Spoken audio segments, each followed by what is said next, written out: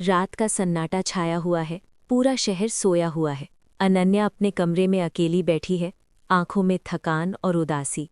उसके सामने एक पुराना फोटो फ्रेम पड़ा है, जिसमें राघव की मुस्कुराती तस्वीर है। अनन्या का फोन अचानक बज उठता है। वो चौंक कर स्क्रीन देखती है। डिस्प्ले पर नाम चमक रहा है, राघव। उसकी सांसें तेज हो जाती हैं, आंखें फट जाती हैं। अनन्या का हाथ कांप रहा है जब वो फोन उठाती है। उसका चेहरा डर और उम्मीद के बीच उलझा हुआ है। फोन के दूसरी तरफ कुछ पल के लिए गहरी खामोशी है। अनन्या की सांसें रुक सी जाती हैं, आंखें नम हो जाती हैं। अचानक दूसरी तरफ से एक हल्की सी सांस लेने की आवाज़ आती है। अनन्या की हृदय की धड़कन तेज हो जाती है। राघव की आवाज़ आती है, दीदी। लेकिन आवाज़ में अजीब सी गुफा जैसी गूंज है, जैसे वो बहुत दूर या किसी बंद जगह से बोल रहा हो। अनन्या की आंखों में आंसू आ जाते हैं। वो घबराहट भरी आवाज़ में पूछती है, तुम कहाँ हो इतने दिनों से? फ़ोन के बैकग्राउंड में लकड़ी के फर्श पर कदमों की धीमी आवाज़ सुनाई देती है। अनन्या की आंखें फैल जाती हैं, उसका चेहरा सफ़ेद पड़ जाता है। अनन्या धीरे से पूछती है, ये आवाज़, तुम मेरे घर में हो क्या? उसकी आवाज़ में डर और हैरानी है। दूसरी तरफ से एक हल्की अजीब सी हंसी सुनाई देती है। अनन्या का दिल और तेज़ धड़कने लगता है। अचानक कॉल कट जाता है। अनन्या फ़ोन को देखती रह जाती है, उसकी उंगलियां अब भी कांप रही हैं। उस रात अनन्या बिस्तर पर लेटी है, लेकिन नींद उसकी आंखों से कोसों दूर है। हर छोटी सी आवाज़ पर वो चौंक जाती है, हर अंधेरे कोने में कुछ दिखने लगता है।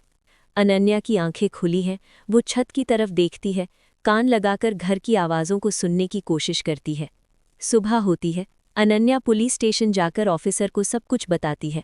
उसका चेहरा थका हुआ, आंखें लाल हैं। पुलिस ऑफिसर उसकी बात ध्यान से सुनता है, फिर समझाता है, आप अपने दर्द को आवाज़ों में बदल रही हैं। अनन्या निराश होकर वापस घर लौटाती है। अनन्या अपने घर के हर कोने को चेक करती है। रसोई, बेडरूम, बाथरूम, सब कुछ ठीक है, लेकिन उसकी आंखों में अब भी बेचैनी है। अगली रात फिर फ़ोन बजता है। अनन्या की सांसें रुक जाती है। स्क्रीन पर फिर वही नाम, राघव। अनन्या कॉल उठाती है। राघव की आवाज़ आती है, लेकिन इस बार बैकग्राउंड में रसोई में बर्तनों के खड़कने की आवाज़ है। अनन्या की आंखें फैल जाती हैं। वो खामोश हो जाती है, बस फ़ोन की आवाज़ों को सुन रही है। दूसरे दिन शाम के वक्त फिर कॉल आता है। इस बार बैकग्राउंड में बाथरूम के नल से टपकता पानी सुनाई देता है। अनन्या की उंगलियां फ़ोन पर कस जाती हैं। उसका चेहरा पीला हो चुका है। एक दिन फ़ोन आता है जब अनन्या बेडरूम में है। बैकग्राउंड में बेडरूम का दरवाज़ा खुलने की चरमराहट सुनाई देती है। अनन्या तेज़ी से पलटकर बेडरूम का दरवाज़ा देखती है, लेकिन सब कुछ शांत है। अनन्या अपने घर के हर कमरे को फिर से चेक करती है। हर चीज़ अपनी जगह पर है, लेकिन उसे लगता है जैसे कोई उससे देख रहा हो। अनन्या हॉल में बैठी है, उसकी आंखें डर से गोल हो रही हैं। अचानक फ़ोन बजता है। अनन्या कॉल उठाती है। राघव की आवाज़ आती है, दीदी, दरवाज़ा बंद क्यों रखा है?